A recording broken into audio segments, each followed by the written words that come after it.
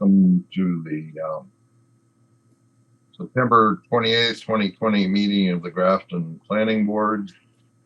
We're doing this remotely under the Governor Baker's order, open meeting order. Let's see who's here. Dave is not here. Dustin? Here.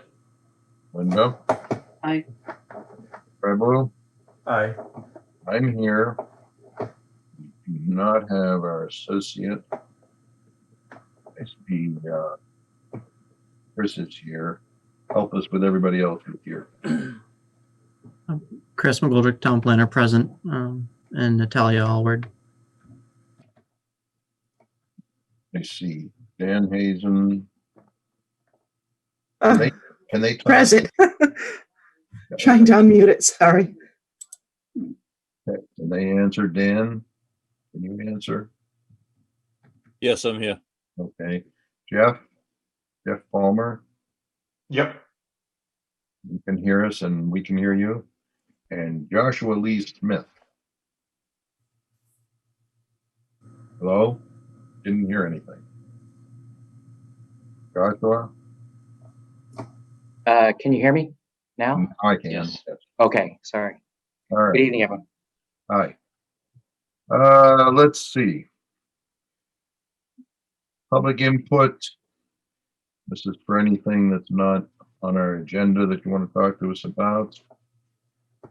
We do have an attendee, Mike Derry, with his hand raised. I can give him permission to speak if that's. Oh, He Okay. just dropped his hand. So Not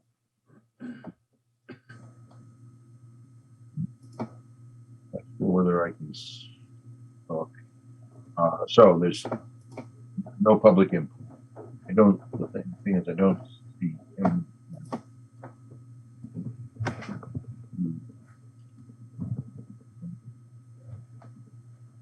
Okay.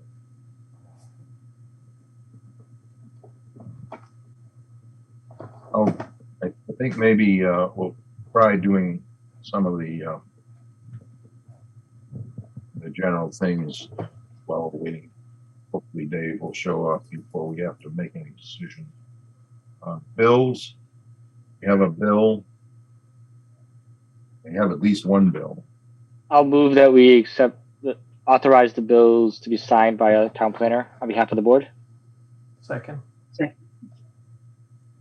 Moved and seconded.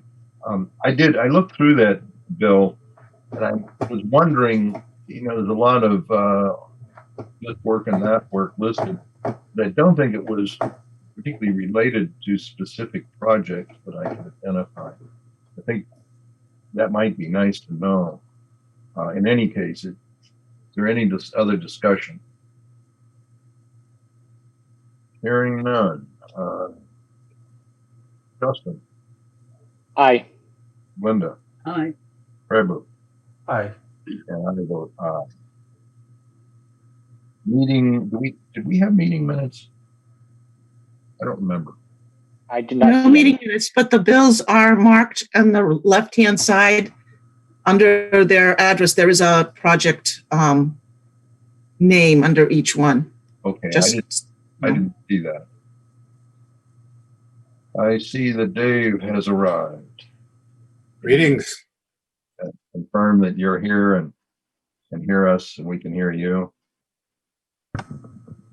We just approved the bills, Dave. I'll vote for it. Yeah, okay. Let that be recorded, even though it's already passed.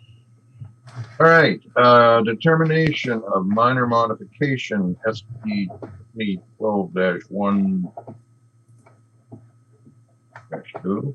chiropractic office, 126 Worcester Street. We had a communication that we were looking for, I think, to make sure that the drainage was okay. Yeah, it was. yeah, so the request is for a minor modification of 126 Worcester Street. If you remember recently, the board voted to approve in August the expansion of the existing parking space. Part of the developments of that and the actual implementation and soil testing that the board did require as part of their original approval as a condition, they did need to do some slight redesign of the drainage structures to distribute the flows, although the calculations were still accurate due to the soil that was found. So the board, has some options here. They can make a determination that it falls within the existing conditions of the previous decision, or if they would like to have additional review. I did get an email from Justin Wood asking if additional Graves review would be required. I think that's the purview of the board to discuss and decide. We can get an opinion from Graves if the modifications are minor, if it needs more extensive review. Just to be honest, that's not stormwater is not my forte, or the engineering specs are not my forte. So I may have worded myself a little bit unclear in the emails. I was more just asking if you had an opinion in particular, or if the chair of conservation had a chance to look at it as not on behalf of the Conservation Commission, but just as a individual. Did they think that was minor in nature, just to kind of get that extra input to me and for the board's consideration? But I'm not really quite sure on one way or the other for myself. yeah, and I do believe conservation did vote to approve the modifications as well. So, And I guess that really addresses the one concern I had, which is similar to Justin, is that the modification did involve a slight change in the drainage design, the elimination of one drainage structure and rerouting of some drainage into another. And if someone with sufficient familiarity with stormwater calculations and details has looked at that, said, yeah, we're okay with that, we don't really think it's a big deal, then I'd be happy to go with that. And that was really the only thing in my mind that I would led me to want some further input. And I think even with that, as long as it seems satisfactory, I'd be quite comfortable considering it a minor modification. Anybody else have any concerns? You okay, Justin? If so, I will move that the board find that this is a minor modification and issue the appropriate documentation to document that finding. Second. space going on here. Moved and seconded. Any discussion? Hearing none. Dave? Aye. Aye. Linda? Aye. Aye. Bravo. And I vote aye. Motion carries. Moving on. Draft decision 43 Estabrook Avenue, SP 2018-9.3/SBA. So the board may want to take this and 44 Estabrook together. I leave it to your guys' purview. But this is the solar farm, which again was previously approved for the minor modification of the seed mixture. This is the draft decision for the extension of the construction deadlines. The decisions are largely identical, but have some variances in terms of the specific locations and those details. I saw one draft decision and I didn't see the other. Or one for the other when I looked earlier today. I don't remember which of the two. They're both up there. One went up today because I didn't find it Friday. So one went up today, one went up Friday. Okay. Um, And I did email them separately.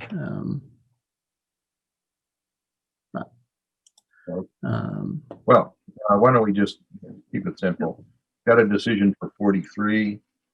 Has everyone looked at it, or anybody have any comments on it? No, very.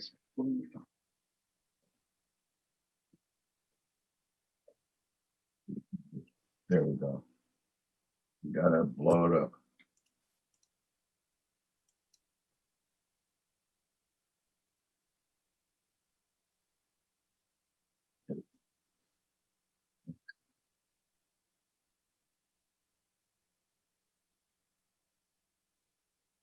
Anybody want to say anything before we make a motion on the decision?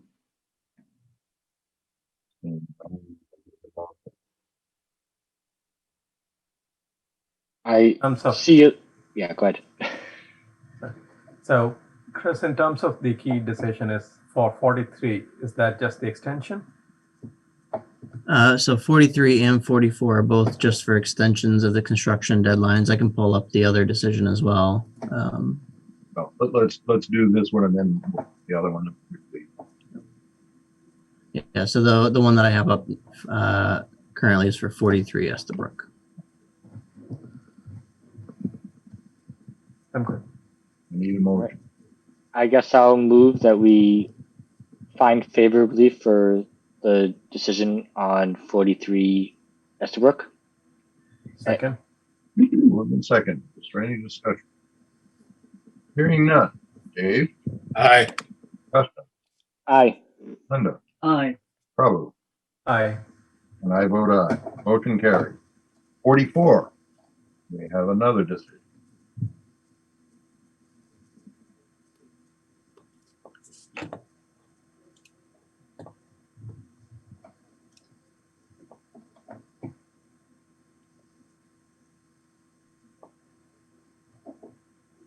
I had nothing to really add or change to the draft I read.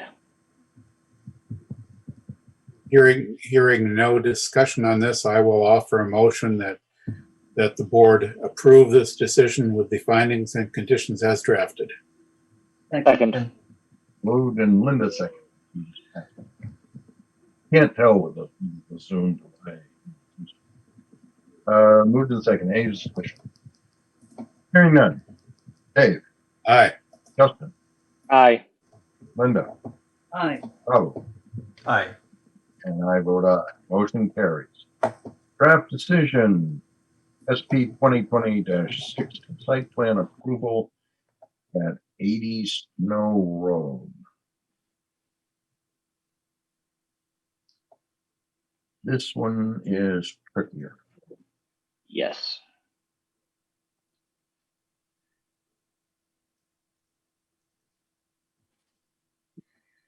I do note that we have a bunch more exhibits to add to this draft. That is not, I think that's administrative in nature, so I don't feel the need to go through them all. I just wanted to mention it. Yeah, I did leave the submittals highlighted just as a reminder to update the exhibits, but administratively, it's sometimes a lot to go through and update, so it's a lot of typing. Okay. I know that I have two of the 1.5.5 findings that I'm happy with. I'm not fine to approve.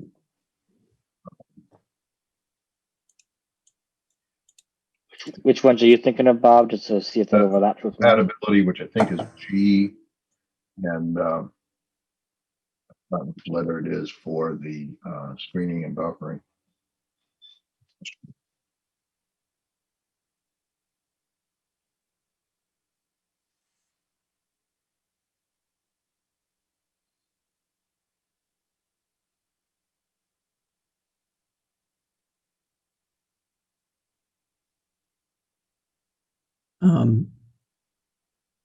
So the screening and buffering would be this first waiver. 1.3.3.3D, site plan requirements. If the board wants to break those out further, we could do so. You're showing me a waiver. I'm talking about the 1.5.5 dot something finding. Oh, sorry.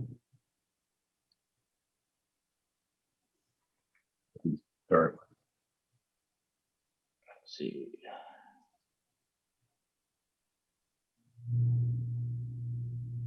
So Bob, you're referring to findings F11, which is screening and buffering, and F14, which is compatibility. I see. No, F11. Right, screening and buffering. Right. I'm definitely against E, which, that's no secret. Yeah, I was with you on that, Bob, as far as wanting to vote on those separately. Yeah. We ought to do those two separately. Of course, we have to pick a conclusion. I want to be sure that we don't okay something, though, that might be in conflict with what I think we're going to have for a final decision.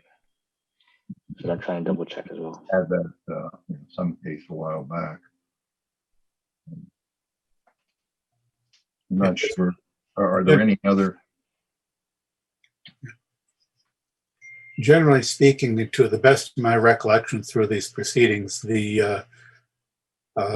at least with respect to findings, we can, sort of probably take a look through the findings. I don't recall anything else other than the compatibility question and screening buffering question. I think aspects like the stormwater design and various, whatever else is generally covered there. I think everything else was sort of resolved with them being meeting our requirements. We do have the two findings that are definitely worth discussing specifically, and waivers, probably we might want to address the waivers after we've sort of completed our discussion and our findings. Chris, finding 7. It mentions there is no waivers requested, but then there is waivers in the document. Sorry, that might have been a typo. I can update that to reflect that the waivers are later in the section. Okay. I think we'll get to the end of this most quickly if we start with, I think it's finding 14, make a decision about it, and maybe whatever was finding 11. I'll articulate just for the record here to say out loud that I did have concerns about the traffic and sight lines, but I don't think I could come up with anything that was, at least during the public hearing especially, that would be a satisfactory concern beyond my gut feeling versus what the actual formal suggestions are from the Mass Safety Board, so to speak. So I think that would be in the conditions. But anyway, yeah. Well, we can get to that one also if we need to. Anybody, what do you think about making a decision on finding 14? Is there a waiver associated with finding 14? No. Is there a No, No, the finding, these findings here are, the zoning bylaw says under 1.5.5 that the planning board shall make findings on these, whatever it is, dozen or so points. So we have to make findings on each of them. I think sorry, the simplest thing in this case may be to do the findings that have been in question. Yeah, I would say that's what we really should focus on before we go any farther with anything else. Because a lot of what we'll ultimately decide hinges on this finding. So we Mhm. vote on each finding, and I'm basically concerned about 14. About finding what? 14. So do Yeah. we? What's the process, Bob? I'm trying to understand. Do we? Well, I'm suggesting that our process be make a decision on finding Okay. 14. So we take the vote on Okay. it. Yeah. We'll vote on. We'll have a motion and a vote on finding 14. Yeah, Okay. this is just for the information of the newer members of the board. This is it's how we've handled findings individual in the past is exactly as Bob just said. We would in simple cases we would just sort of blanket find. We would vote to find favorably on everything. But in a case like this, where there was a finding that we wanted to specifically discuss, we would discuss that particular finding and we would vote to find favorably or unfavorably on that specific finding. And then we would later vote on a blanket finding for all the rest. Thanks, Dave. I'm good at that. Let's do 14. Do we have a motion? All right. I want to say that Italia did mention a thing to call out, that it says residence. Sorry, that it says facility in this finding instead of the word residence. In 14? Said at least, yeah, that the proposed use of the facility is generally compatible. And I think she's correct that we probably should say residence here. Yeah. Or just whatever the appropriate term there is. I've forgotten what the bylaw says. I think it just looks for compatibility. I don't think it says facility or residence. Photographic memory. But I'll take a shot in the dark and say that I move that we identify finding 14 that the board does not find that it's appropriate. If that makes sense. Make a motion for.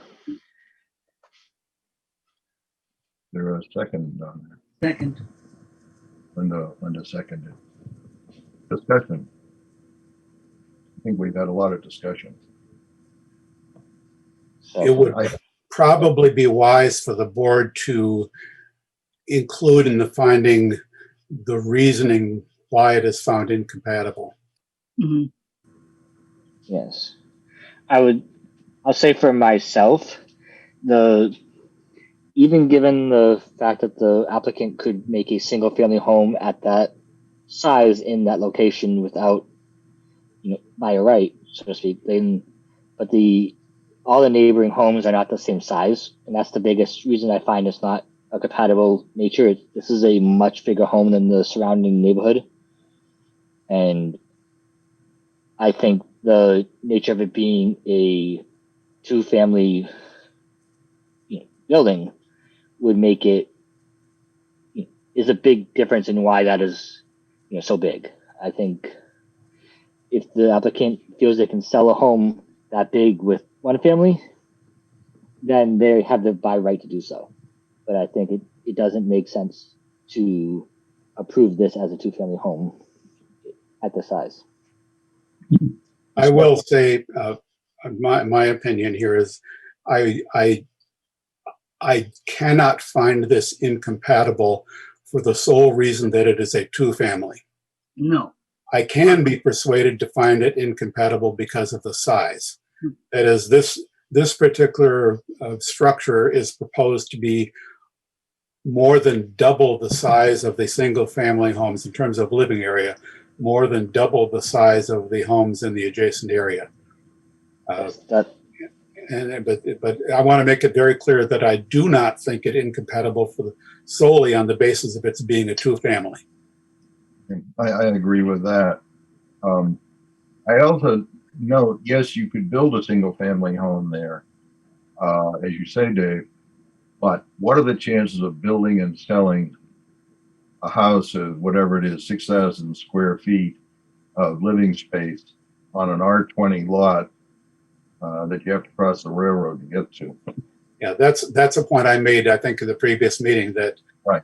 that a home of that size, while it would be legally permissible as a single family home because there's no discretionary authority to deny it, it's highly unlikely that anyone would choose to build a home that size on this lot. I think the thing is, for me, that takes away that the argument, it takes away whatever weight you could build a single family house there would have. No, I feel it's the massing, particularly. It's just it's totally out of touch with the area, and I would like to, a lot of people about it. Dave? yeah, I would like to point out one wrinkle, which doesn't have any bearing on my position now, but in the future, assuming that the approved plan is actually built, there will be on the lot immediately adjacent to this a duplex of a size, according to the footprint I see on the plan, even larger than this. So in the future, this will be comparable. This would have been comparable to a building that was already in existence, but that's not now. And we have to go by what's there now. I just wanted to point out that potential future complication, but it's, as I said, we're dealing with what's actually on the ground now, and what's on the ground now is not anywhere near of a comparable size to what's proposed here. And I'll say, just as a echo for Dave, that if the square footage of this proposed home was that of the neighboring homes, and they still wanted to do it as a duplex, that wouldn't be objectionable to me. This is strictly because of that compatibility with size of the neighborhood. Do we have enough? Do we need to have written out any words for there? The board noted that, or do you think you can put in whatever may or may not be needed? I think we're on record here, if anybody ever asked.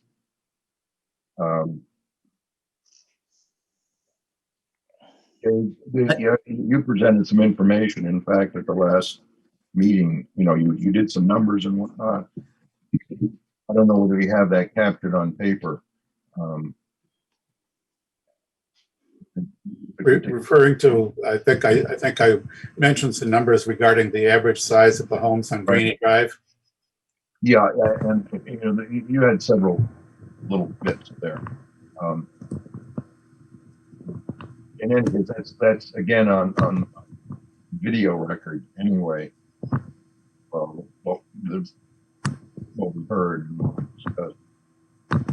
Yep, as I recall, I'd have to look up the numbers again. I don't remember where I wrote them down, but and I just did a database query of the assessors database for all of the homes on Greeny Drive, which is most but not all of that neighborhood. I didn't include Tracy Ann Drive or any of the nearby properties on Snow Road, but the average size of all the homes on Greeny Drive was about 1,800 square feet of living space.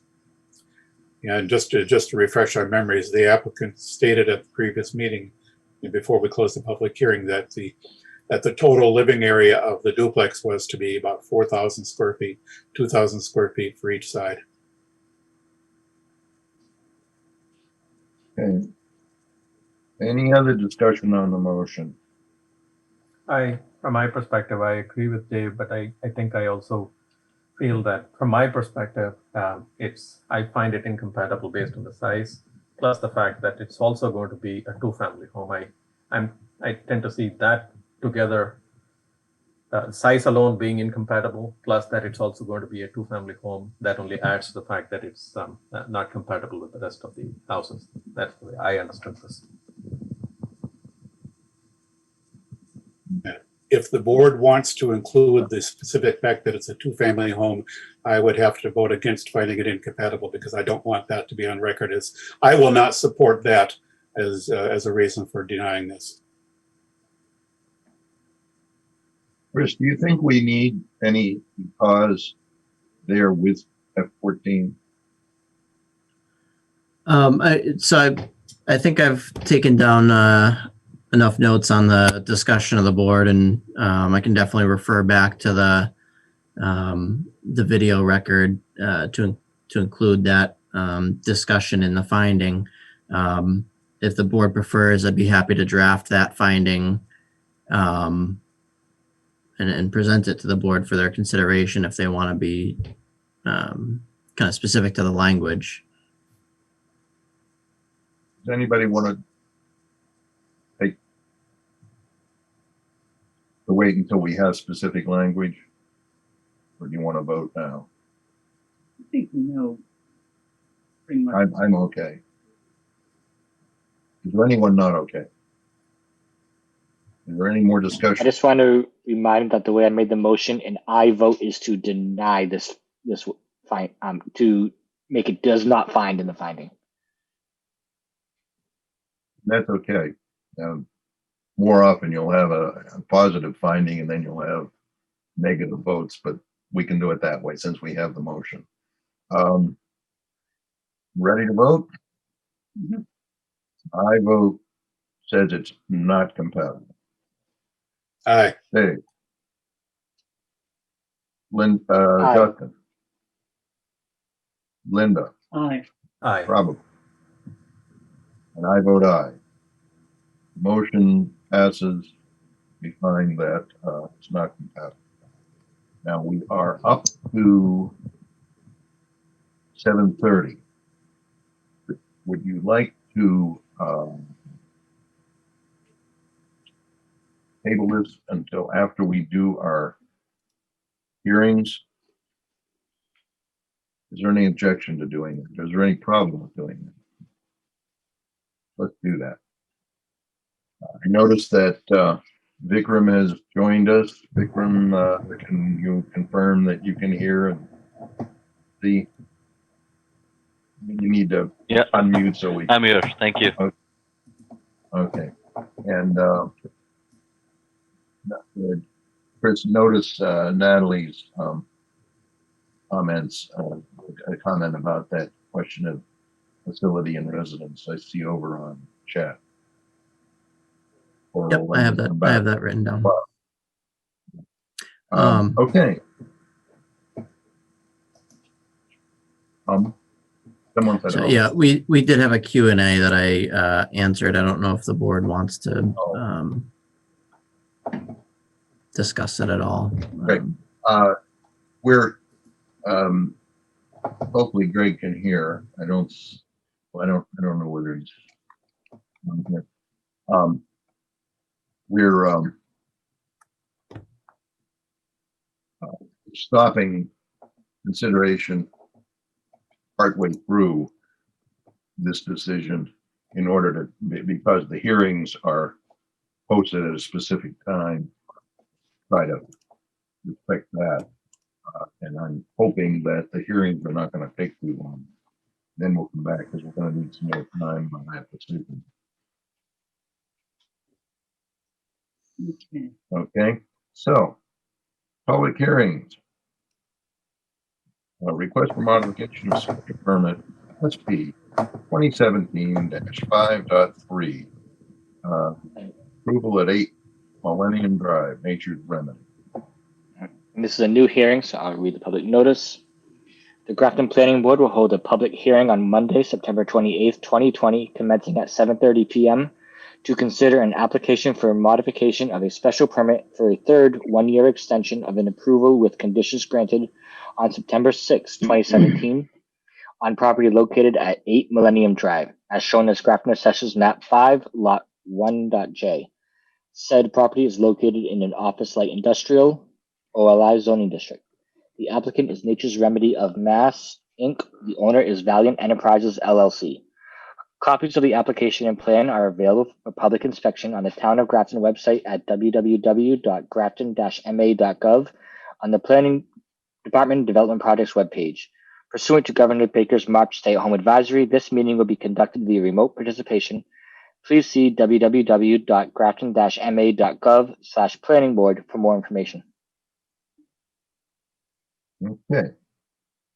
Chris, do you want to say anything? Yep. So this is for Nature's Remedy. The request is for an extension of the construction deadline. I do believe the applicant and their representatives are here if they want to kind of discuss in more detail. Sure. So first, can everyone hear me? Yeah, identify yourself. Okay. For the record, my name is Joshua Lee Smith. I'm outside counsel for Nature's Remedy. I believe Bob Carr is also, I see Bob right there. Yes. So Bob Carr is also with us this evening as a representative of the company. So as was read into the record, Nature's Remedy is seeking a third modification by way of an extension of a condition as set forth in the original special permit that was granted initially back in 2017, a special permit plus site plan review. I'm sorry, did someone say something? I want to say something? Okay. Okay. So initially the special permit and site plan review, sorry. Does the chair have an issue? Bob, if you're speaking, you're muted. I think he's just trying to set the lab. He's doing some IT help desk Okay. support Yeah. for. Yeah, his I'll- his computer. You want me to froze, hold? so- I'll hold off. Chris, you want me to hold off? I'll wait.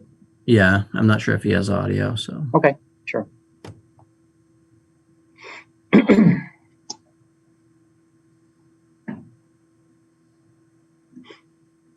Can people hear me now? Yes. My computer crashed. It went down, which it does sometimes. I think, especially when I don't think it likes Zoom very much. So we'll limp along here. I can hear and see. You just can't hear and see me. Okay. We can hear you, Linda. We just can't see you. That's it. Okay, now you can see me. All right. Yeah, we can see both. We can get half a face of each.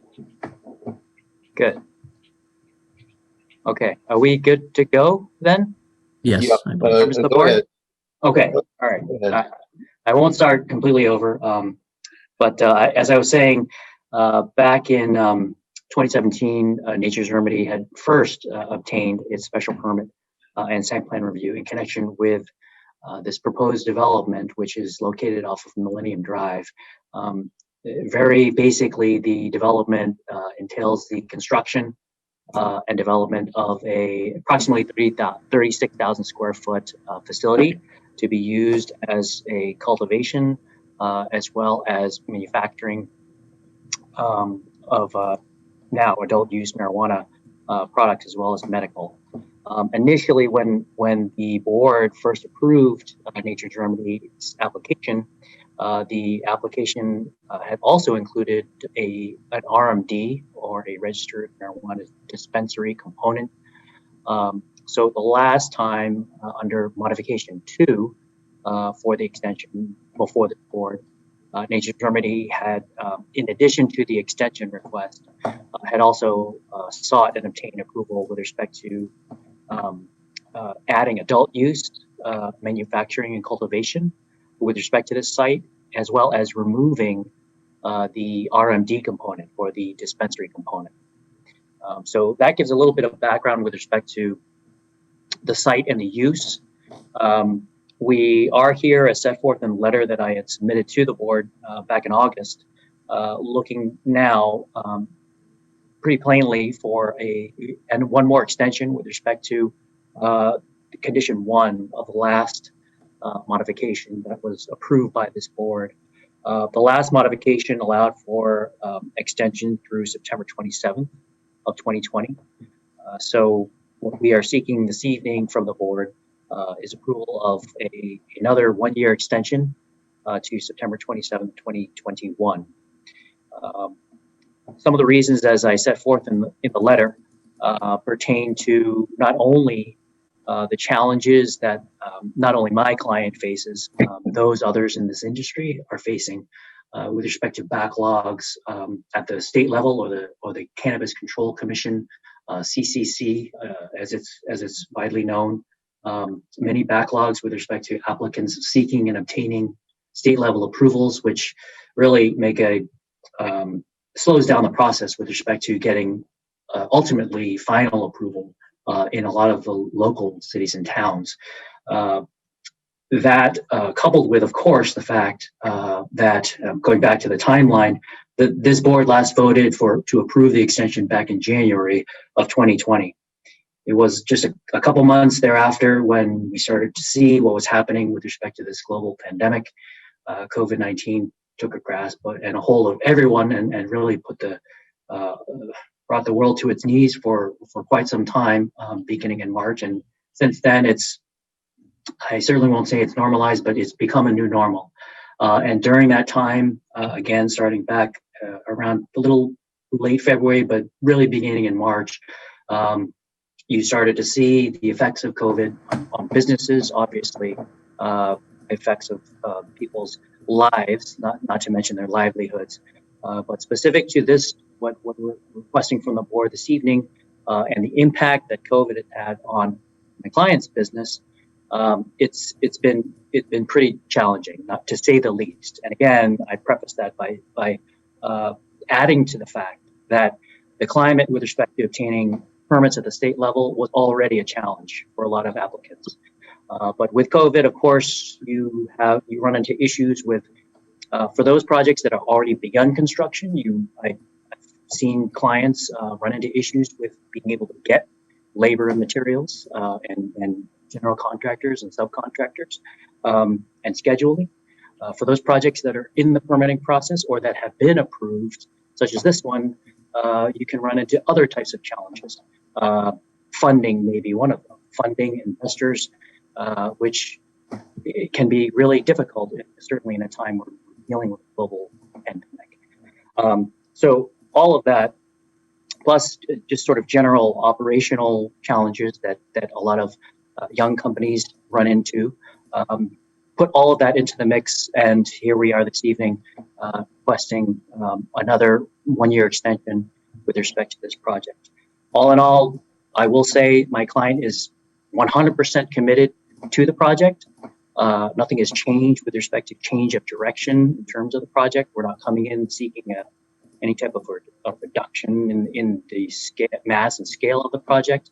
I'll point out that after the initial approval by this board back in 2017, my client, as a show of commitment, actually purchased the property. So my client is still the ongoing owner of the property. So they are completely committed to the project. They're committed to the town, and I think that's a good thing for the town because when it does come time for my client to be able to put those shovels in the ground, the town will have the benefit of a really sophisticated operator in this space, one who clearly knows what it's doing with respect to this space, which I've seen a lot of operators come and go, frankly, that are dabbling in this for the first time as business owners, and it's not easy.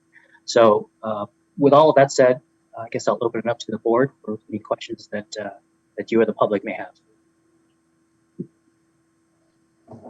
Any questions? I had one question. So there is a final certificate that you attached. So from CCC, what is that?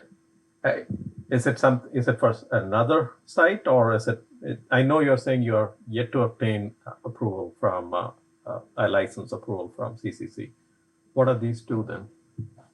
Well, one, okay, and my colleague can elaborate on this, but the good news is that despite COVID and despite some of the challenges that I had laid out with respect to the CCC, my client is in active discussions with the CCC with respect to what it is currently seeking right now, which is ultimately a hearing before the CCC in order to approve its provisional license. What it is looking to do specifically is to aggregate its canopy, its allotted canopy square footage, to combine it with this proposed Millennium Drive site, as well as its existing site in Lakeville. Once that happens, then they've got somewhat of a green light with respect to state level permitting, as far as state level permitting is concerned. I'm sorry. So what is it, that's Lakeville? What has that got to Lakeville, do with the Grafton? Massachusetts. Right. So what has that got to do with the Grafton one? With the Grafton one? Yeah. So in Massachusetts, operators are allotted certain square footage with respect to its so-called canopy, which is essentially a measure by which you can measure the amount of grow space a facility may have. So my client is looking to aggregate what it is allowed to have insofar as canopy space is concerned with its other existing site in Lakeville. That needs to go through a CCC process and approval. Okay. But the Lakeville is the one that's been already approved by CCC. It's been approved in and of itself, and again, Bob, correct me if I'm wrong, but I believe that there was another facility that was used to aggregate the canopy with Lakeville, and this Grafton site, Millennium Drive site, is being transferred to take its place. No, it's just being added to it. Like It's being added to it, Bob? Yes, Okay. correct. Yeah, Lakeville is up. It's operational. Has been for the better part of 9 months or so. And so, yes, this is just added to that. So both will be operational, operating simultaneously. Okay. Can you give us an idea? Can you give us I think I have to, I muted one. I muted him already. You got to disable the Oh. sound too, I think. way too complicated there. Oops. We still have. Mute Linda's audio, I think, is what you need to do. Well, muting. Okay.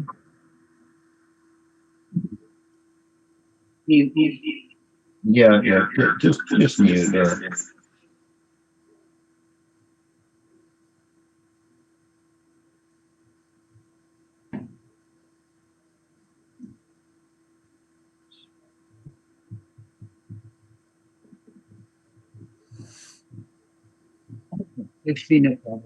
Now,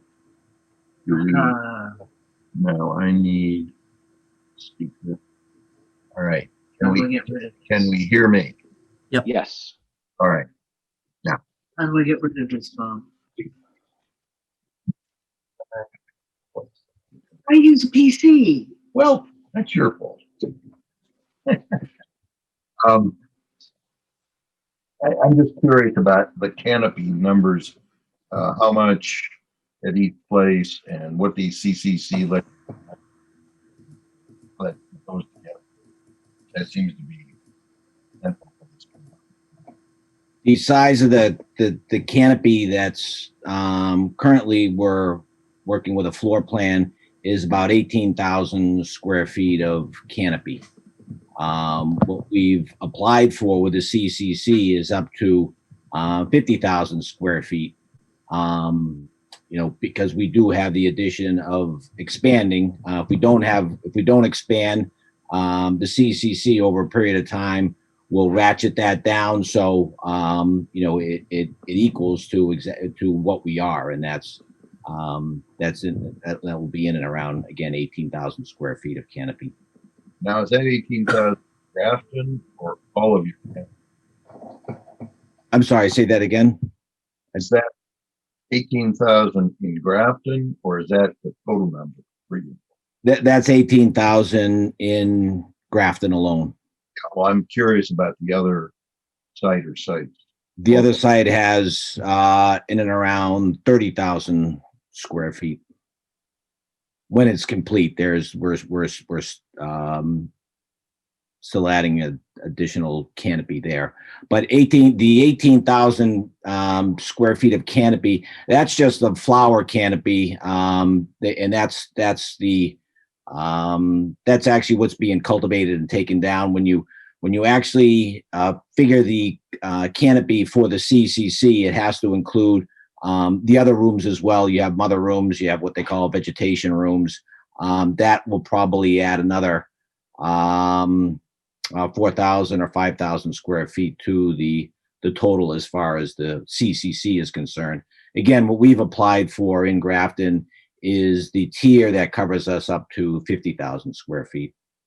Yeah, because the 30 and the 18 are close to 50. Are you saying your total is limited to 50 or each site is limited to 50? No, your total is limited to 100,000. Okay. Okay. So, I do wish you could get past the CCC. I can't tell you how many times I've posted where people said Grafton's not letting them, come in, but all of the cannabis applicants. I keep explaining, yes, we have allowed it, and it's somebody else. It's a state. No, you've all been very gracious and very patient, and we're going to do everything we can to get this off the ground in Grafton. And at this point, we've answered the last handful of questions with the Cannabis Control Commission with regard to the provisional licensing. I would suspect that, well, it's hard to guess, but I think we've answered all the questions, and it should be in front of the commissioners in the next couple of months. I don't see why it wouldn't be, but that's my hope. Now, is the provisional license the gate that says, okay, when you get that, you can start digging? No, you need to go through what's called an ARC review. So the Cannabis Control Commission wants to see your plans and your specs, and so they're going to want to come out to the site physically. You actually do a sort of like a trailer, or you open up the bed of your truck and you look over plans and you talk about what you want to do, but you're face to face with them at that point. And that's called the ARC review. So that comes after the provisional. Does that take another 6 months or a year? No, that moves along pretty quickly. Okay. And so we've gone through 3 of these. Actually, yes. No, 4 of them at this point. We've got our 3 retails and our cultivation. So we've been through a handful of those already. Those are a little bit more routine. At that point, you've established who your inspector is going to be. So it becomes, a little bit more streamlined, I hope. So is it safe to guess that you're not going to be moving any dirt until spring at the earliest? Yes, we still have to fund this as well. So that's ongoing as well. So it's, we try to attack these things by going after everything at the same time, as opposed to doing one thing at a time and making sure that, we get this done before we start on the next piece of it. Because the timelines are so long, you really have to go after it on all fronts. And so that's what we're attempting to do. So yes, your assumption is correct. Good. Is there anybody else who has any? Yeah, I just want to say, for me, if this was a year without COVID and you were in the same space you are right now, kind of really close to how you were in January, I'd be less inclined to look favorably on extending it another year. But I think with how COVID's gone, this is a no-brainer to me to be in favor of it at the moment. So I just wanted to articulate that. Okay. Anybody else? If not, is there anything more for the hearing? I think we actually have to do a decision, don't we, Chris? Yeah, so the board, if it felt favorably, would request the staff to draft a decision, which the board would then vote on at their upcoming meeting. After closing the hearing. Right. So let me offer a motion to close the public hearing and direct staff to draft a decision reflecting all the information received and discussion during this public hearing. Second. Moved and seconded. Is there any discussion? Hearing none. Dave, Aye. Dustin, Aye. Linda, Aye. Prabhu, Aye. and I vote aye. Motion carries. Thank you, Mr. Chairman and board members. Our next meeting is next Monday. Is that enough time for a decision to be drafted, Chris, or is this looking to be the one after that? No, that's enough time. I'll have it Okay. done. Thank you. I think that's going to stop them in any case. I don't think it'll slow them down anymore, and the state is already managing to do. Mr. Chair, just, or Chris, just for clarification. So that's this coming Monday is the next meeting? Correct. October 5th, yes. Yes. It's because we have a town meeting. Yeah. Next month. A town meeting and a public holiday on a Monday. Okay. Right. Our normal meeting date falls on Columbus Day or Indigenous Peoples Day, whichever name you choose for it. Okay, I think we can move on. Item B, which is major residential special permit MRSP 2020-08/PP. Was continued from the 14th, and I believe that we've received a request to continue until the 5th. Yes. Yes, we did. So there was some public comment. If the board wants to address that at this meeting or their next one, I believe the applicant was going to attend. I do see that Norm Hill's hand is raised. I can allow him to speak if you'd like. Okay, I'd like to see him, but okay. Evening. Good evening. Good evening. This is Norman Hill. So our client has asked for a continuance. He is negotiating with to purchase another access to the property, and we believe that that was the board's biggest concern at the last meeting. So he needs time to sign it up and to get the plans revised. I'll encourage you, there's public comment, these two that I saw, very knowledgeable people. I'm recommending easement along the railroad in anticipation of the once and future rail trail.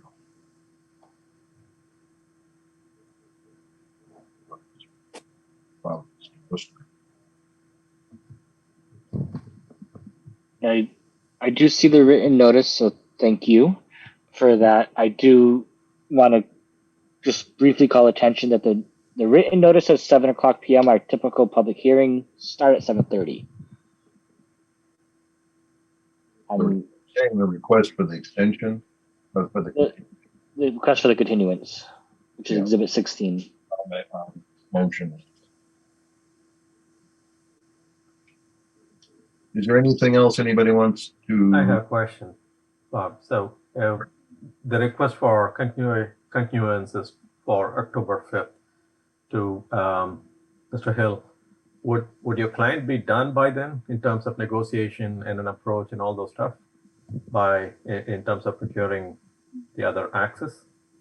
I'm hopeful he'll have an agreement by the end of this week, and that will Okay. give us time to revise the plans.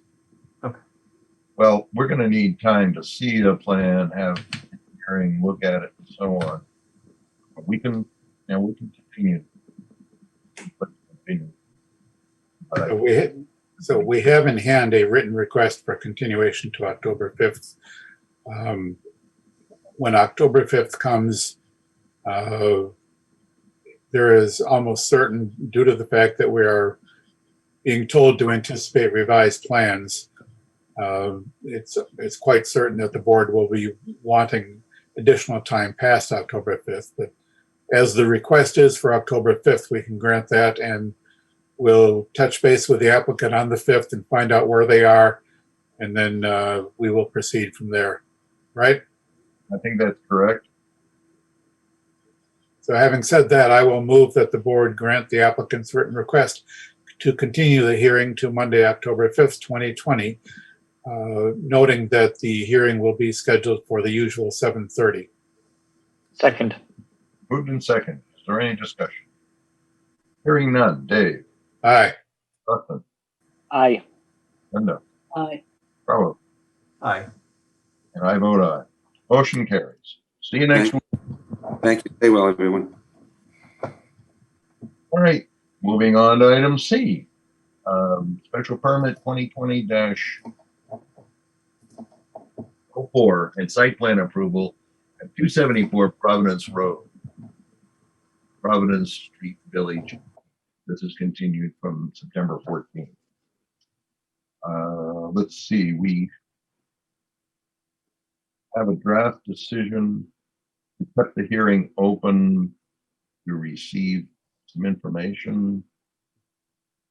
If nothing else, my memory says that we left the hearing open to cover the possibility that we would have to draft the decision in some different manner than what we thought we would in terms of dealing with the frontage of the setback. Yeah, so the question was regarding if the board had the authority to waive specific zoning requirements. I have not been able to get in touch with town council for that specific response yet. But I am of the opinion that as the special permit granting authority that the board may have that ability. I did write it both as findings and waiver requests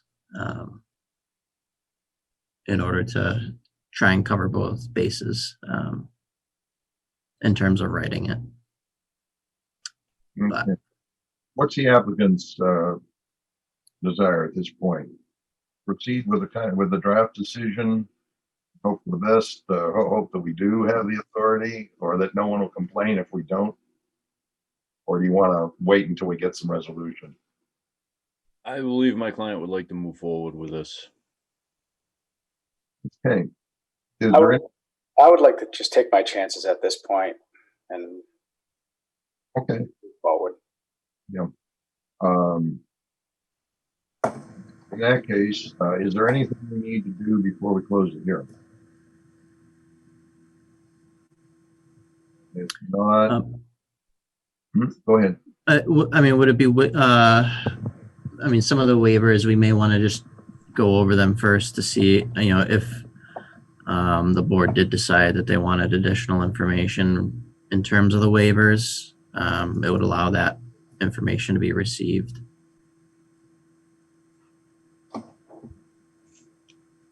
Go ahead. I don't know if that's the case for the board, but I just, you know, in terms of having the hearing open rather than having it reopen. I really don't like review. Sorry? That's a doubtful proposition as far as I know we do it some. I know we've said we did it.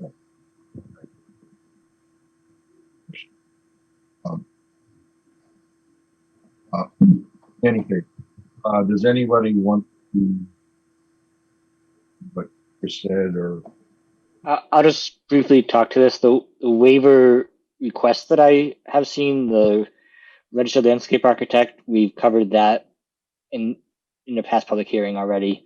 We've covered the outdoor amenity space due to the sizing of this project. We've obviously talked about the front yard setback, which we were just discussing. And we have talked about the traffic study of the relation to its location and number of units. So I think we have, at least from my seat, I think we have everything that we would need on our public record already. Anybody else?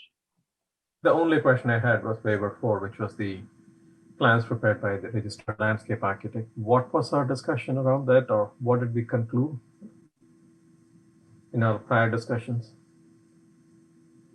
I know we were okay, or directionally we seem to be okay, right? Yeah, the landscaping plans were provided, and if I recall correctly, the board, their discussion was that although the registered landscape architect is preferred, that the plans provided were adequate for the board's consideration in terms of landscaping. That's my memory as well. Okay. Yeah, and I'll add from my memory as well. I believe the person that did the applicant's landscaping plans, applicant can tell me if I'm wrong here, is that they've done a lot of landscaping plans as well. They're just not formally a registered landscape architect. Correct. Right. Okay. Got it. Thanks, Justin. Anybody else?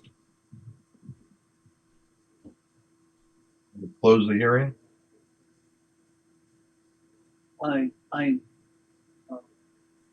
move that we close the hearing. Second. Probably got it. Moved in second to close the hearing. Any discussion on them? Hearing none. Dave,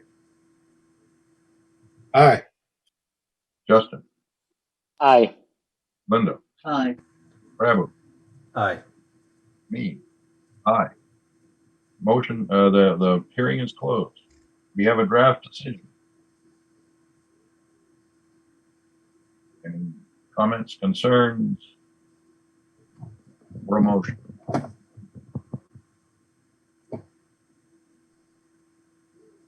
My question for the rest of the board, what do we, assuming we're finding favorably on these, what do we want to put for the board notes that for findings 22 or 23? Or I guess finding 13 as well as the sunscreen.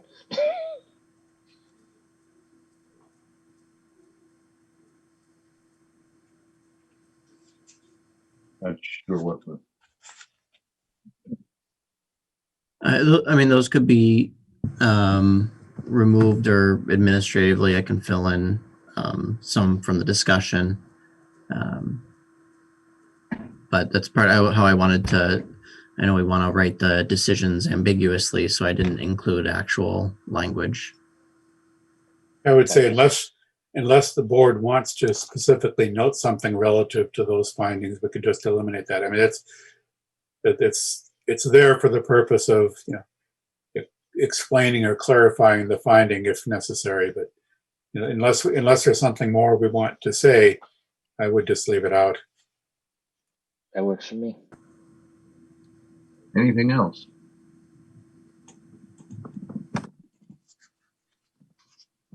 The motion.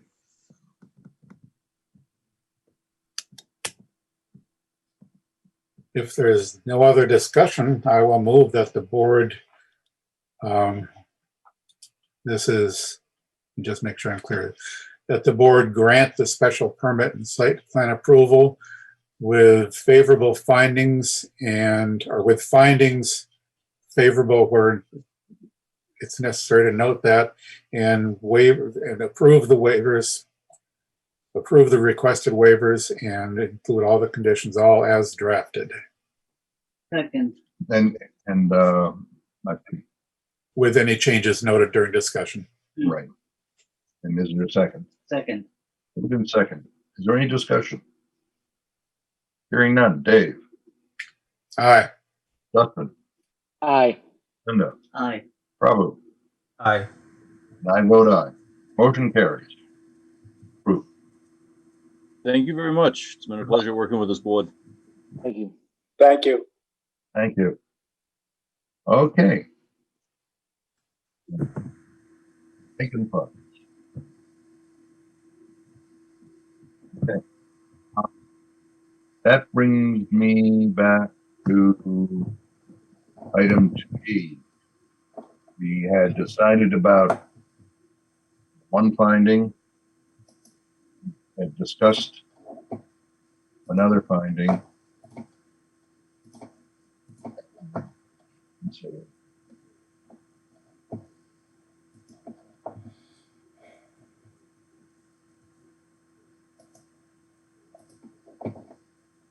A quick thought that I just want to ask Chris about.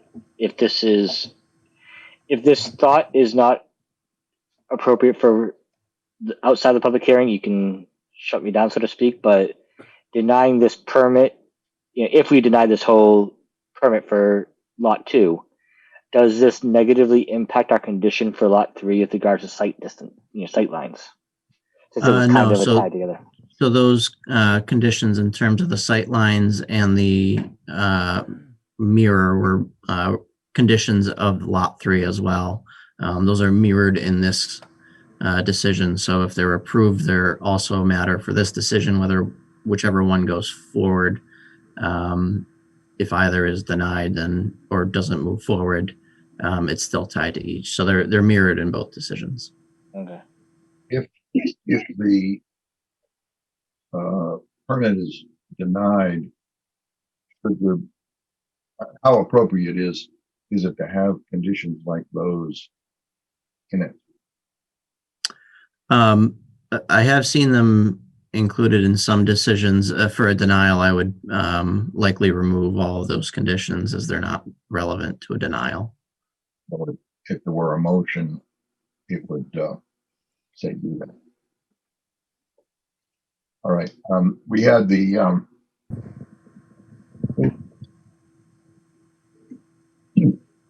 .5.5.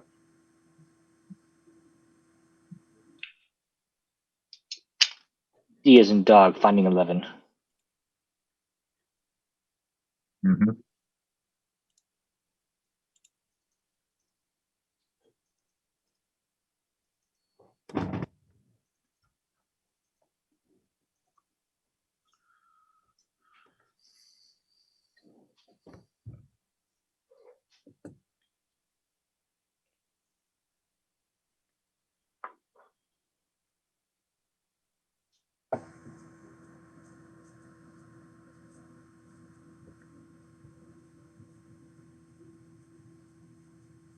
What were you thinking with regards to this, Bob? I'll let you go first. Hmm? So to speak. I was saying, what were you thinking with regard to this finding? I don't want this to be our decision on 14.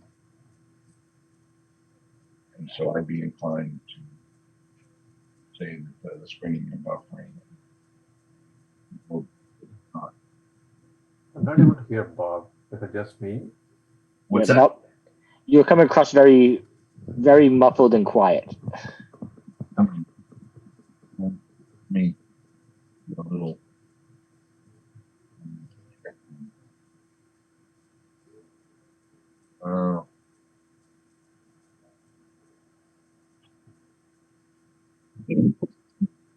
Any better?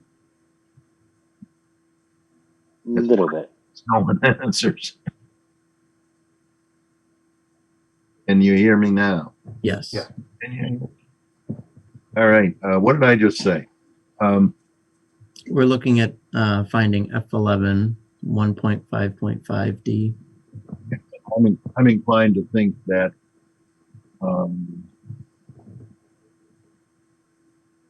I'm inclined to just vote that that's not adequate. I want to have consistency with what we did with 14, and we have had enough complaints about, visibility and whatnot. And basically, it's a mass question under the direction. Inclined to vote.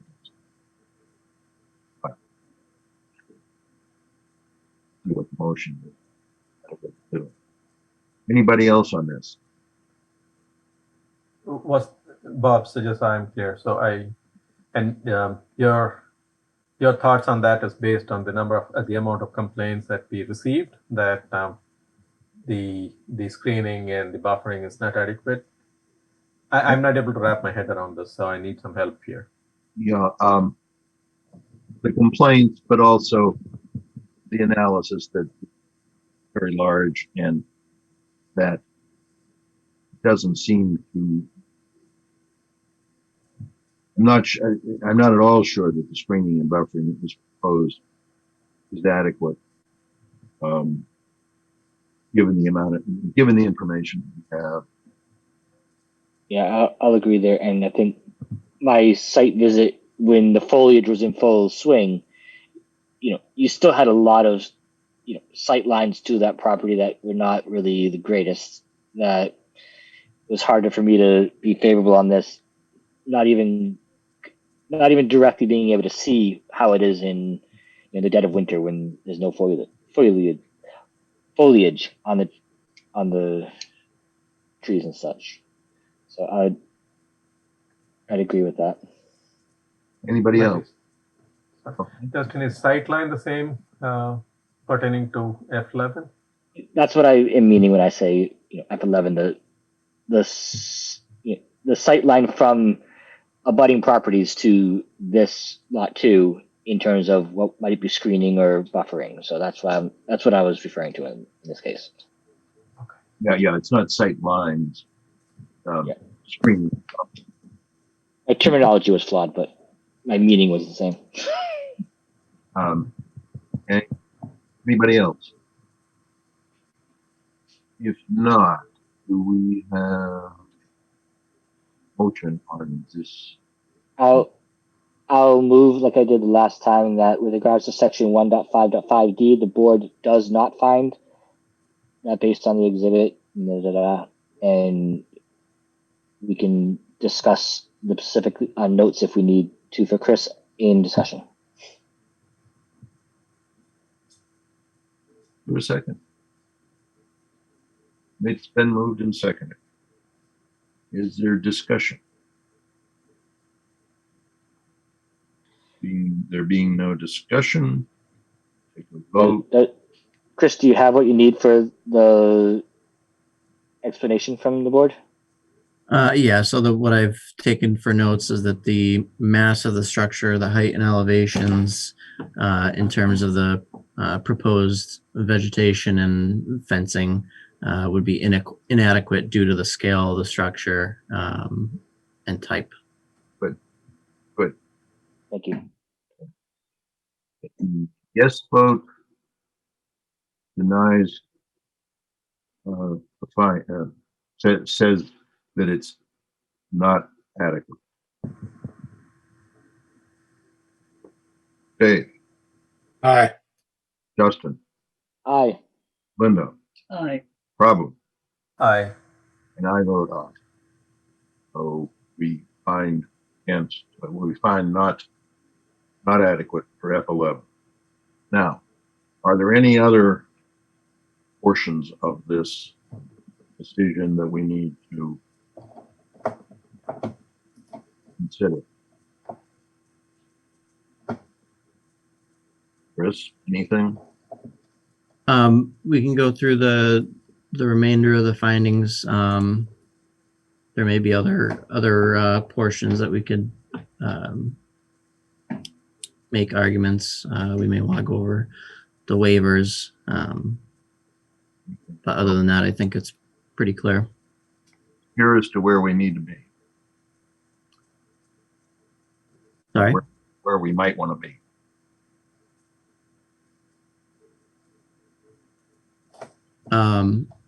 In terms of the F13, the required yards and open space, we might want to talk about the topography of the site. and its adequacy as open space. We What's- did F4. What's the criteria there? Required yards and other open space being adequate. Yeah, but what's our metric on that? Or how would we decide to do it? I don't think there's a specific metric. It's as a special permit, it's a little more at the discretion of the board. Some of the findings, but I just, if the board's leaning one way or the other, it may be worth it to go through some of the other findings as well. Well, my goal is to have a consistent decision. So, Yeah, I mean, if the board is comfortable with that administratively, I can fill some of that in as well. But I think, other than the screening and buffering and the compatibility, I think the board probably can and should find favorably on the rest of the findings. That's really that this project is generally in good shape, generally approvable, with the exception of the inadequacies of screening and buffering and the incompatibility. But in all other respects, I don't think we've highlighted any other problems or issues with this property, with this project. I'll say, without a more concrete metric for finding 13 in particular, I don't have a reason to say no in general. The idea is that even though the building is bigger than we were able to find favorably for finding 14, and such, that there's really no good metric on amount of yard space for that I am aware of. Right, beyond the regular bufferings we require for the zoning. Right. Yeah, beyond all the usual setback requirements and buffering requirements, a residential development or a residential lot, individual lot, does not typically have any explicit open space requirements. I'll move that we find favorably where we're required for findings 1 through 10, finding 12, finding 13, and finding 15 through 19. Second. Moved and seconded. Is there any discussion? Hearing none. Dave, Aye. Justin, Aye. Linda, Aye. Prabhu. Aye. I vote aye.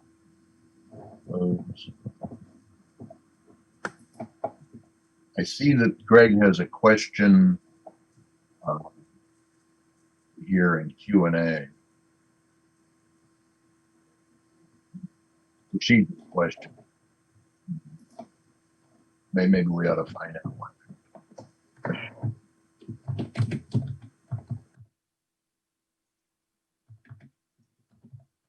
He thinks that enabling his mic would be good.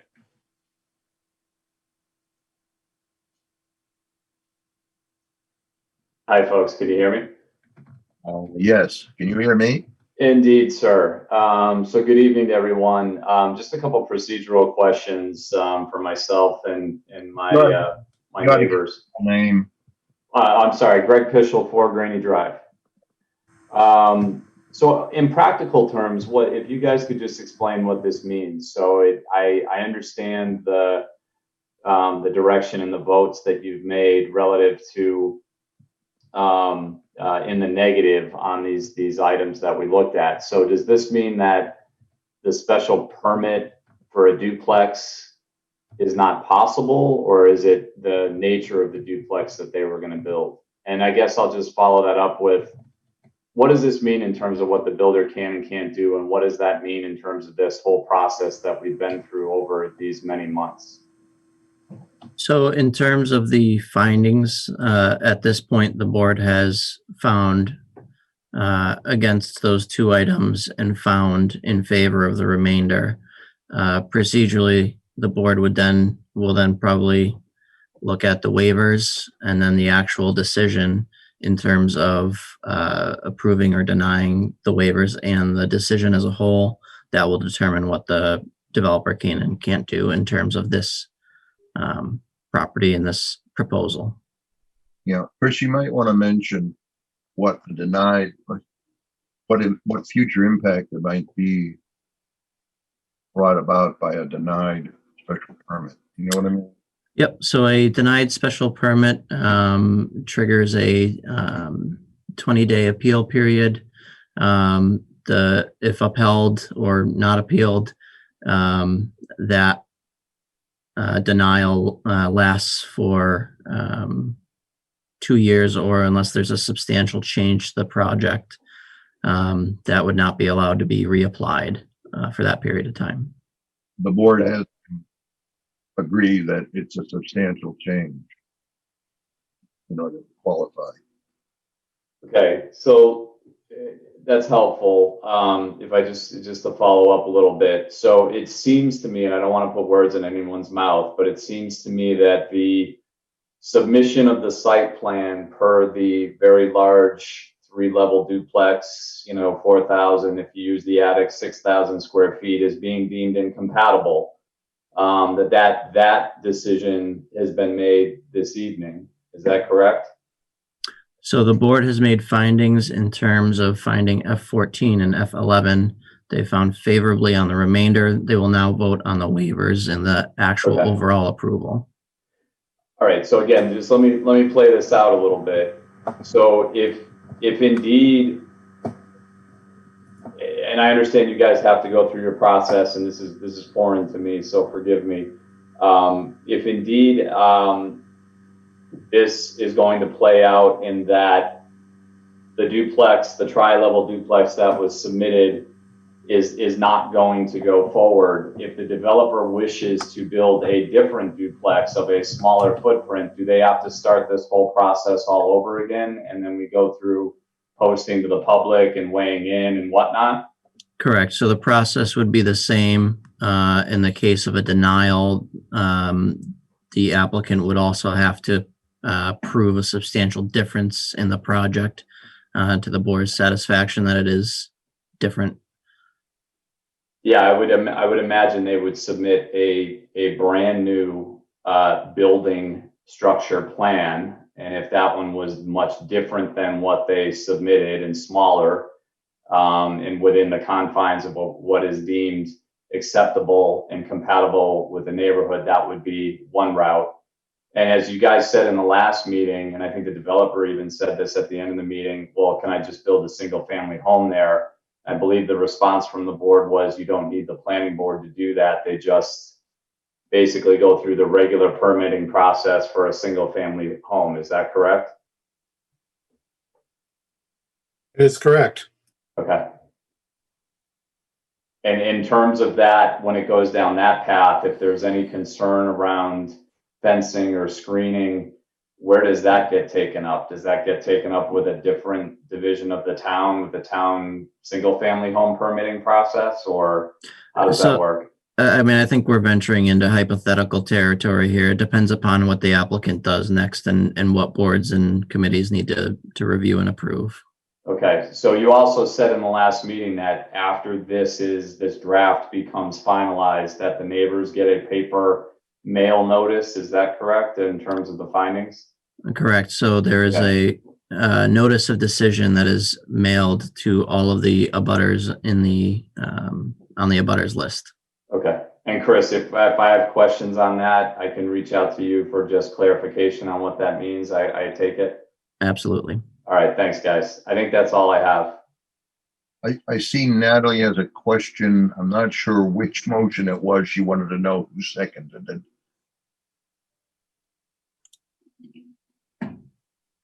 Oh, for the motion for F11. I think I might have seconded Dave. Okay. Let's say that's true. It sounds right. Okay. Are we ready to take some action here? I hope so. I certainly hope so. I need a motion or discussion, one of the two. I think the next item to consider here are the 3 waiver requests. As best as I can recall from our discussion, and maybe someone else has a clarifying memory that we discussed. I remember some discussion on these waiver requests, and I think it is my impression that we reached the conclusion that the board was likely to be, for various reasons, favorable to granting the 3 waiver requests, but maybe somebody can remember a specific detail on those that I'm not remembering. Yeah, so, sorry. Okay, Chris. In terms of the waiver requests, the board looked at the site plan requirements, the sections of that included the applicant had included in their waiver request form some brief explanations of why they should not apply to the specific project, and similarly in terms of earthwork and traffic study, those were all included. Yeah, The discussion had seemed favorable in granting that, but there was no official vote yet. Yeah, my memory on earthwork is that the amount of earthwork changes were substantially lower than would typically be any sort of requirement if we weren't going through special permitting process in general. And then the other piece, traffic study, it's 1/2 families in terms of traffic, for this lot. So that was the reasoning for that, rather than a subdivision. And I didn't remember the details on waiver 1. So.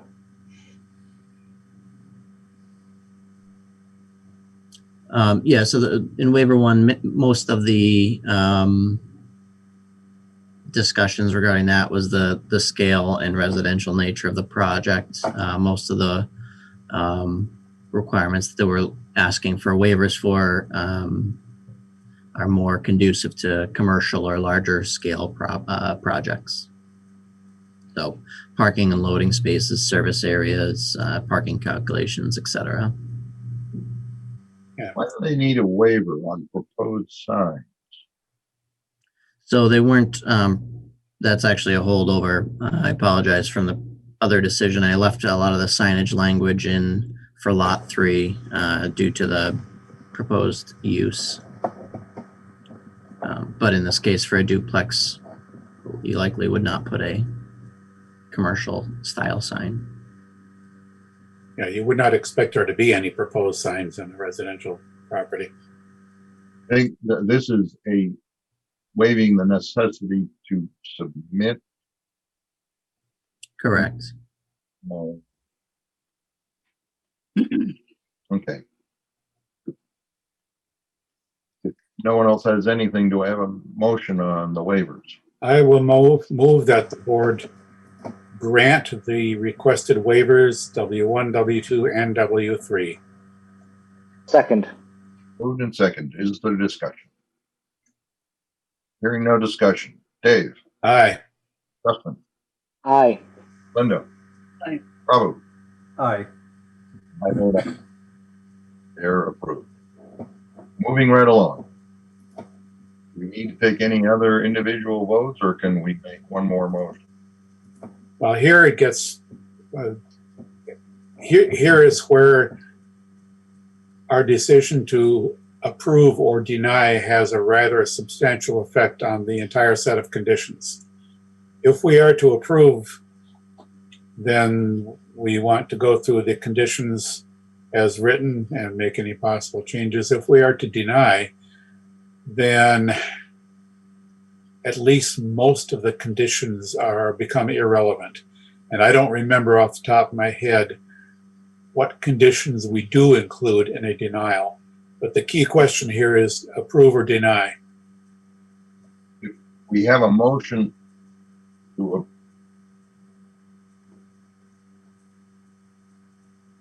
I just had this figured out.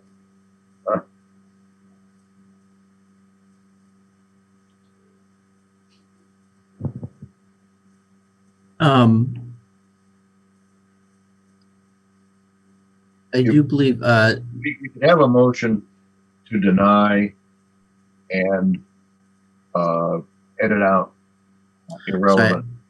I do believe the denial, you may want to include the conditions. If I'm now recalling, I believe in case of an appeal, if the denial is overturned, you want the conditions to remain in effect in that potential outcome.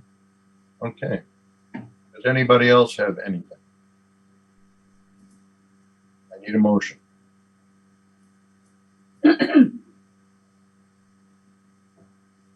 I guess I'll make it. I move that we deny the special permit for lot 2, special permit and site plan approval. Second.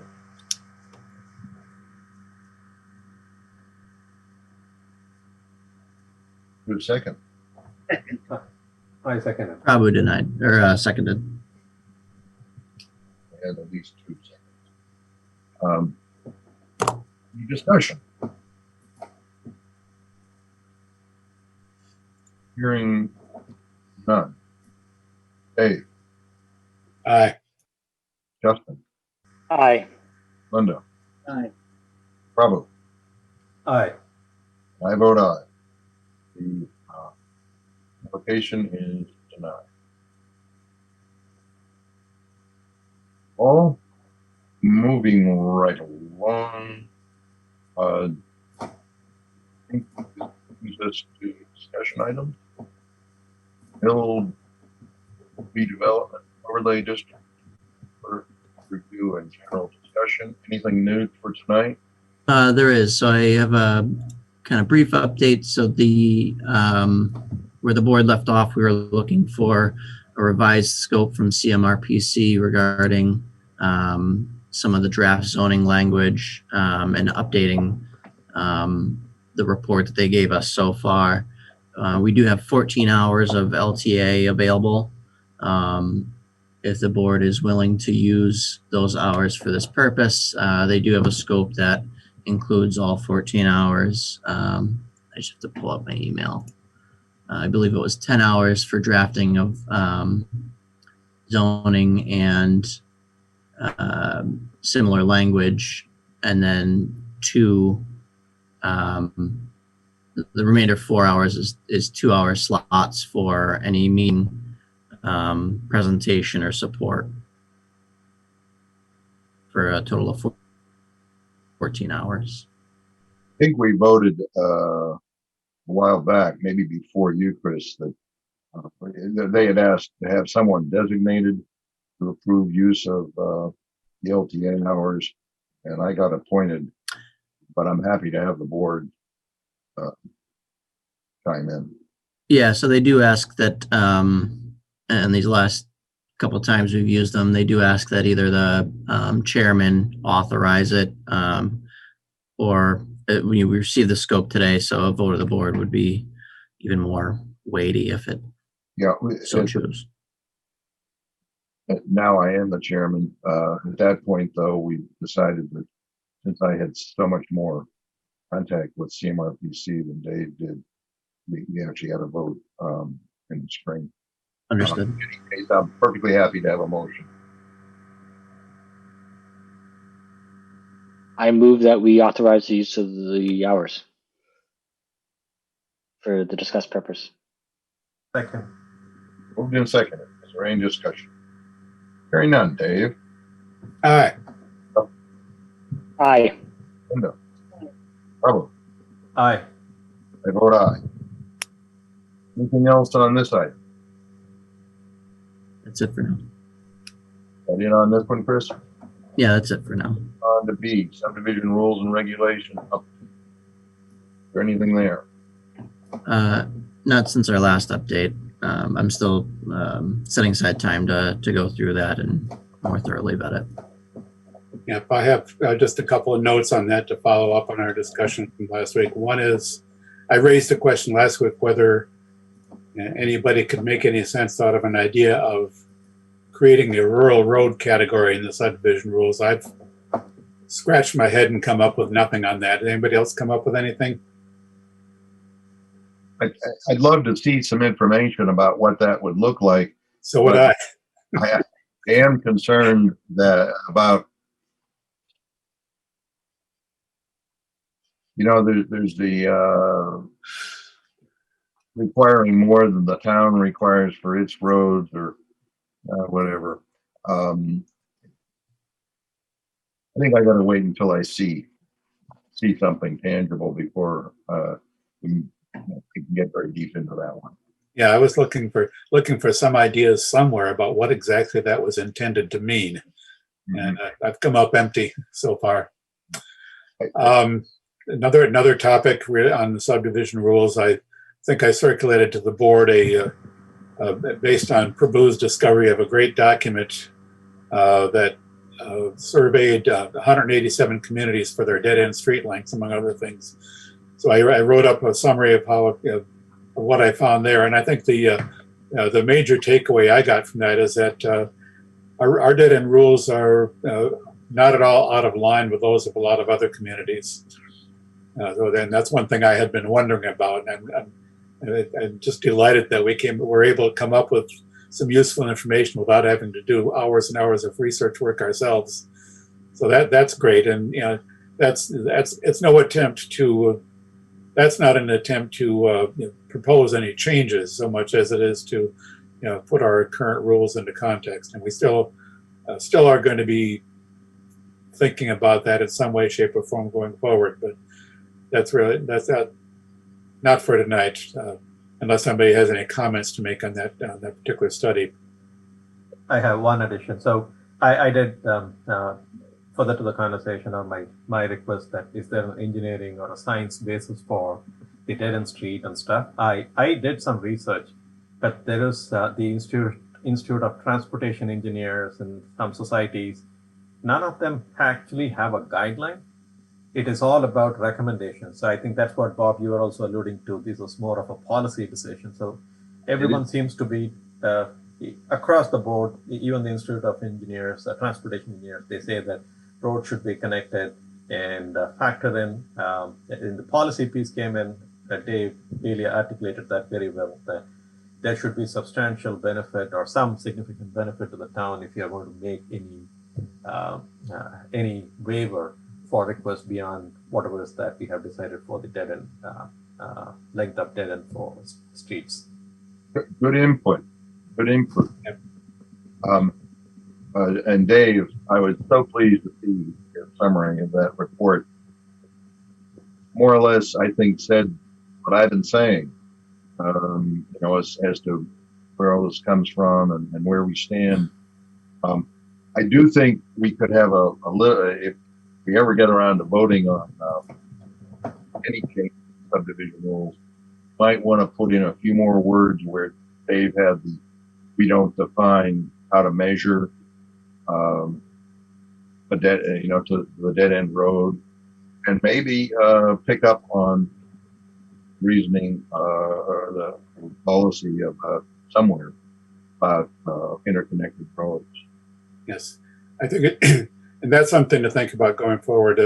It would be helpful for our applicants to have a clearer understanding of the basis for the rules. It's I'd like to be able to say more than just because, which those of us who are parents know very well. That's how we answer a lot of our kids' questions. But I'd like to be more helpful than that to our applicants. But going forward, we can think about the detail you just mentioned, Bob. Certainly, I would it would help to have our rules be explicit about how you measure the length and what that means. Right. So there's still stuff we can think about going forward and how to improve our rules. It also occurs to me, if we're speaking to interconnected roads, that helps explain a reluctance, urgency. But generally, I know I've been against getting around this rule through emergency exits that aren't generally available. They don't constitute an interconnected road. Right. So that would also be. Yes, and if someday we were to consider emergency accesses as something that would be appropriate, we would want to clearly define under what circumstances we might find them acceptable. But anyway, I don't want to get into too deep a discussion on the future of our dead end rules at this point.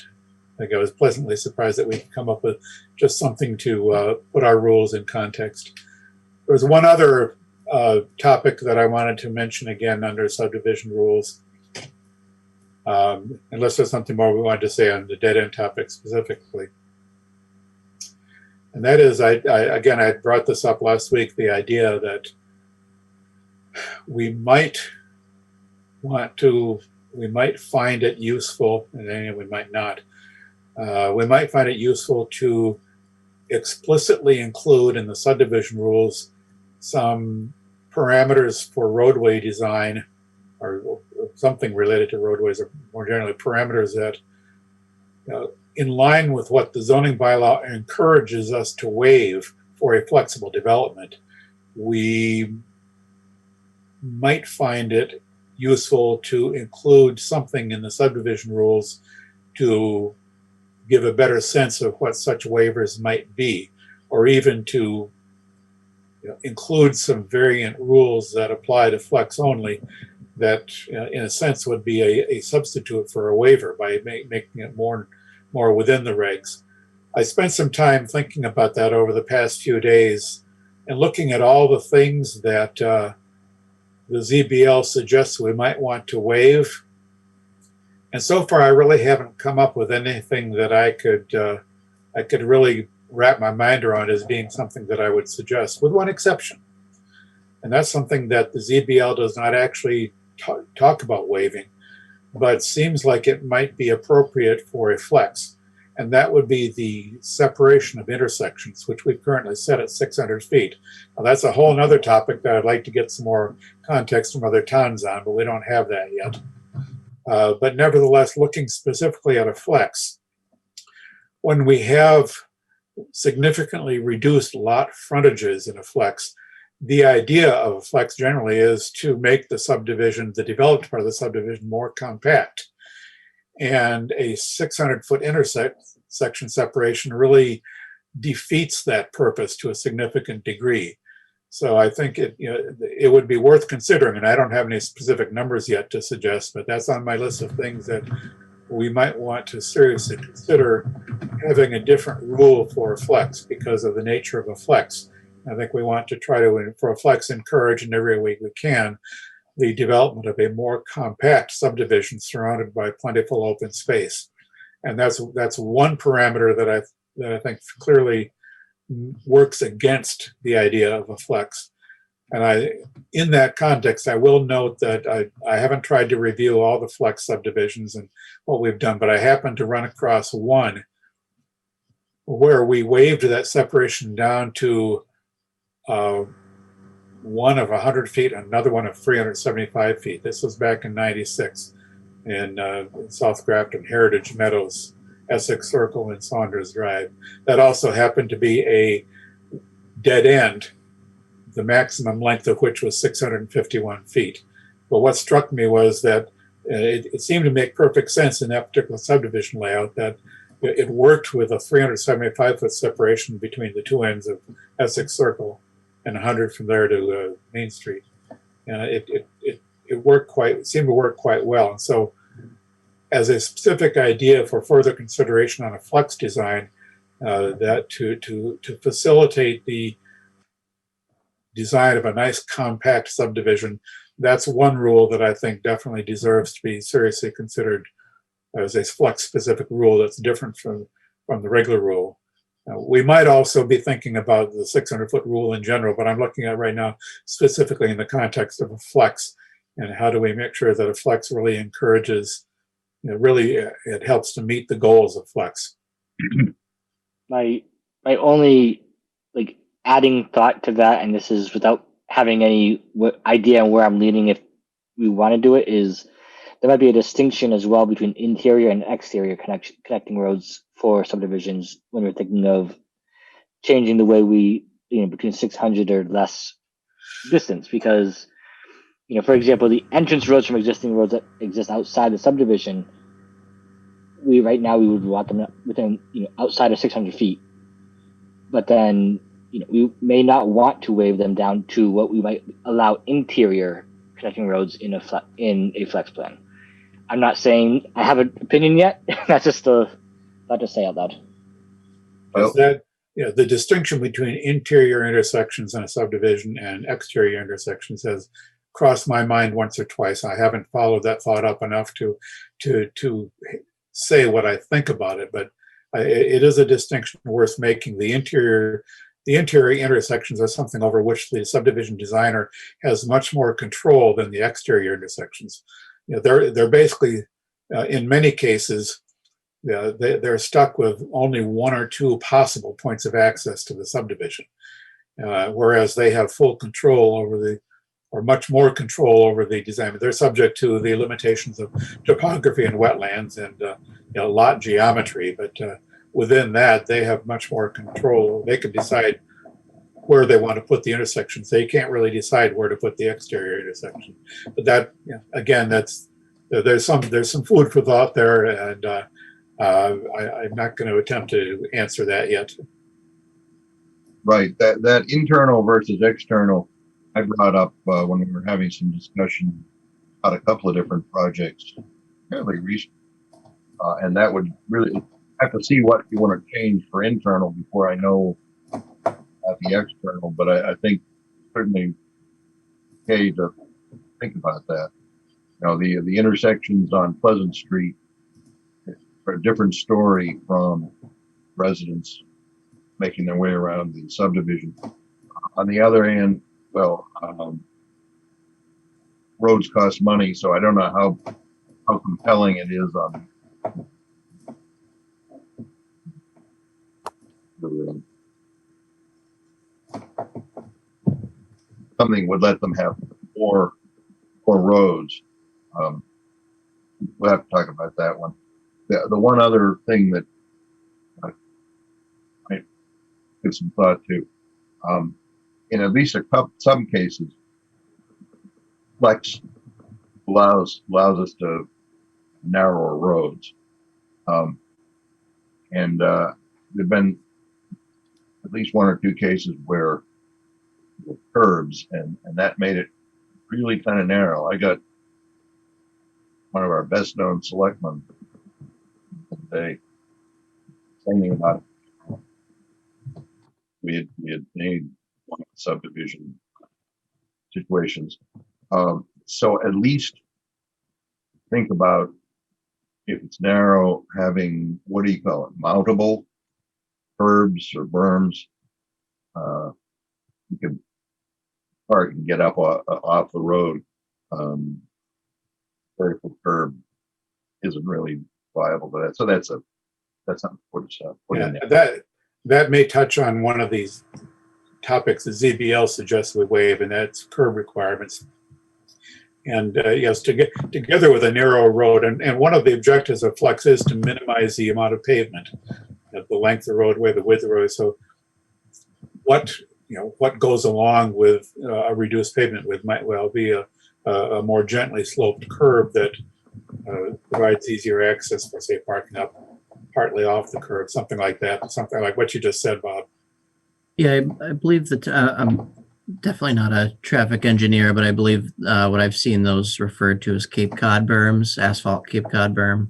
And what that is that the sidewalk typically is either concrete or asphalt, and then it kind of slopes, as you're saying, to the road. Maybe we can get input on that. That reminds me that one of the things where we see the most going around about waivers is kinds of curbing, vertical granite, Cape Cod, other kinds of. We might want to think more about that, because that's always a volatile situation. Yep. Funny thing, Bob, that curbing is on my list of things to look at in the subdivision rules. I really hadn't gotten around to thinking about it seriously, but it's on the list. Good. And there again, that's something that we may want to treat differently for Flex than we do for conventional, or maybe not. Yeah, well, I think it might be good to at least give a little more structure rather than just starting from scratch on every subdivision and every request. So is there anything else under discussion items? I don't hear anything. That's a brilliant thought. I have no idea. So, were there any minutes of previous meetings? I don't remember. We're not. Staff report. So we've been working very hard. I think the mill redevelopment is the main update that we have. I haven't had any additional meetings, but with some of the other larger developments that are pending, but those discussions will continue as people look to meet with us. But other than that, I don't have too much more to report on. I've seen Go ahead, Bob. I've seen a question or two about what's going on with the Olac block in North Grafton next to Humvees. I went by there and they had adjusted the fencing, I think, so that there's more parking for Hub 122. Most of it is enclosed in fencing, and I saw just like few small signs of actual work, like windows having been removed. And I know that they're still active. I'm kind of interested. I keep seeing questions about what's going on. Yeah, so the Bolak Plaza, it does have, the owner did receive a demolition permit for a portion of the building. They're moving kind of carefully on that site and moving slowly due to some site constraints. But they are going to proceed with that demolition, and then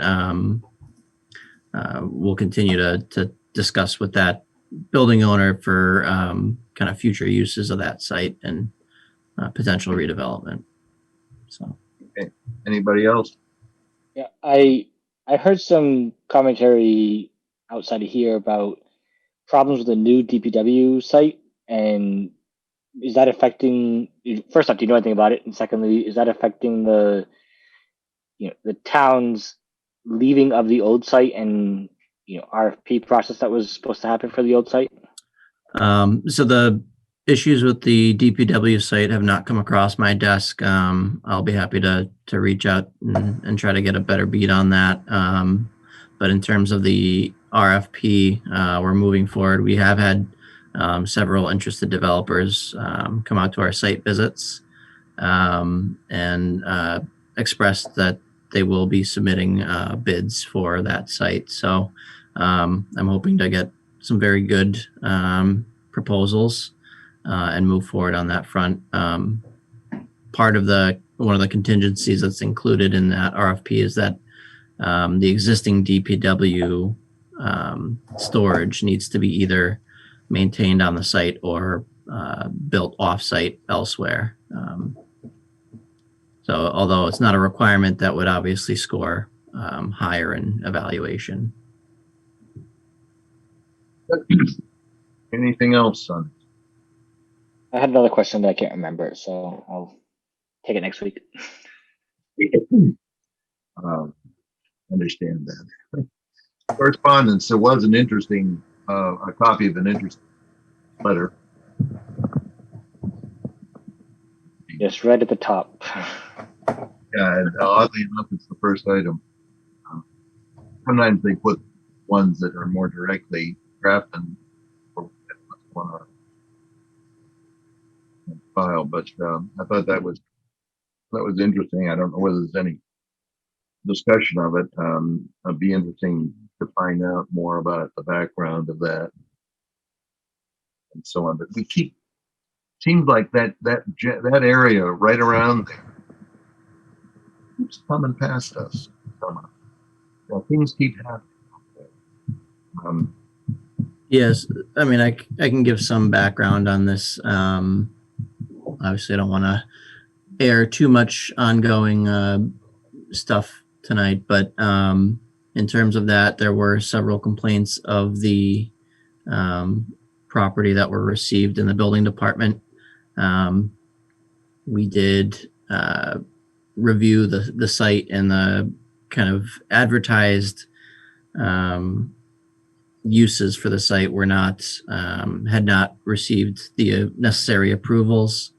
The building inspector reached out to the owner and discussed those in more detail and found that there were violations that, after discussing with town council, required additional the cease and desist order to go out. So Maybe more to be heard about that at some point. Anything else on correspondence? I had, there was one on page 7.